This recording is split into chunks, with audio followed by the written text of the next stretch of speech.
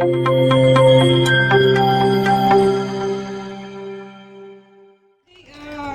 जी गरीब जनता आहे, आदिवासी वर्ग आहे, त्यांना इथे कुठल्याही पद्धतीची वशिलेबाजी न करता त्यांना आम्ही अगदी त्यांचं आल्यानंतर त्यांचं काम इथं अगदी सोयीस्कररित्या केलं जाईल, की आलेल्या प्रत्येक व्यक्तीचं काम इथं अगदी निष्ठतेने आणि त्या पद्धतीने या ठिकाणी काम केलं जाईल। सर्वांना सोबत घेऊन कुठल्याही प्रकारचं याच्यामध्ये राजकारण केलं जाणार नाही।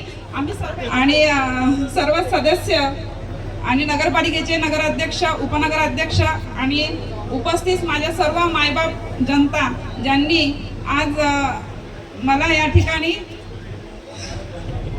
सभापती म्हणून निवडून दिलं, तर मी सर्वप्रथम आपल्या सर्वांचे मनस्वी आभारी आहे।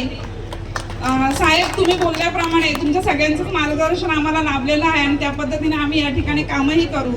आज 3 वर्षानंतर कालावधी उलटल्यानंतर एक लोकप्रतिनिधी म्हणून आम्हाला या ठिकाणी बसवलं गेलं आणि नक्कीच आम्ही पारदर्शक पद्धतीने लोकाभिमुख आणि सर्वच प्रशासकीय अधिकाऱ्यांना सोबत घेऊन आमच्या माझी जी गरीब जनता आहे, आदिवासी वर्ग आहे, त्यांना इथे कुठल्याही पद्धतीची वशिलेबाजी न करता त्यांना आम्ही अगदी त्यांचं आल्यानंतर त्यांचं काम इथं अगदी सोयीस्कररित्या केलं जाईल याची आम्ही दक्षता नेहमीच घेऊ।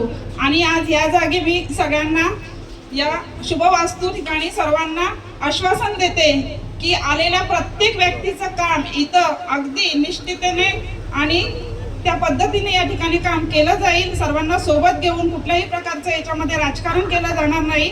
आम्ही सर्व एका कुटुंबातले या पद्धतीने आम्ही या ठिकाणी काम करणार आहोत। जशी तुम्ही साथ आम्हाला आतापर्यंत दिली आणि तशीच साथ पुढेही आम्हाला तुमची लाभेल। तुमचे आशीर्वाद आमच्या पाठीशी कायम असणार आहेत। साहेब, अजूनही आपल्या 55 ग्रामपंचायती आणि तालुक्यात असलेली 223 गावं यांच्यावर 39 अजूनही प्रशासन बसलेलं आहे आणि 16 ग्रामपंचायती या सरपंच या ठिकाणी काम करत आहेत। तर त्याच्याकडेही आमचं तेवढंच लक्ष असणार आहे। त्या ग्रामपंचायती आपल्याला कशा आपल्याकडं करून घेता येतील, आपला तिथं झेंडा कसा रोवता येईल या पद्धतीने आम्ही सर्वजण एकत्र राहून जशी आज ही साथ सगळ्यांनी दिलेली आहे त्याच पद्धतीने सगळ्यांना पुढे जाऊन आम्ही चांगल्या पद्धतीने काम करत राहू। आणि साहेब, आपण सगळ्यांनी म्हटलं की भगवान के घर में देर है लेकिन अंधेरा नाही, पण ही सगळ्या जनताने आम्हाला हे दाखवून दिलेलं आहे आणि पुढेही येणाऱ्या 2029ला याच्या दुपटीने आपल्याला हा आशीर्वाद मिळणार आहे एवढं आश्वासन मी नक्की देते। आणि धन्यवाद। आपण सगळ्यांनी वेळात वेळ काढून एवढ्या रखरखता उन्हात सुद्धा सर्वजण तुमच्या खातीर तुमची इच्छा होती सगळ्यांची आणि आज तुम्ही मला सभापती म्हणून निवडून दिलात आणि आपण सर्वजण रखरखत्या उन्हामध्ये उभा राहून सगळेजण बहुतेक लोक उभाच आहेत आणि आम्हाला तो आशीर्वाद आणि या शुभेच्छा देण्यासाठी इकडे जमलात त्याबद्दल मी आपणा सर्वांचेच आभार मानते। धन्यवाद। जय हिंद, जय महाराष्ट्र, जय राष्ट्रवादी।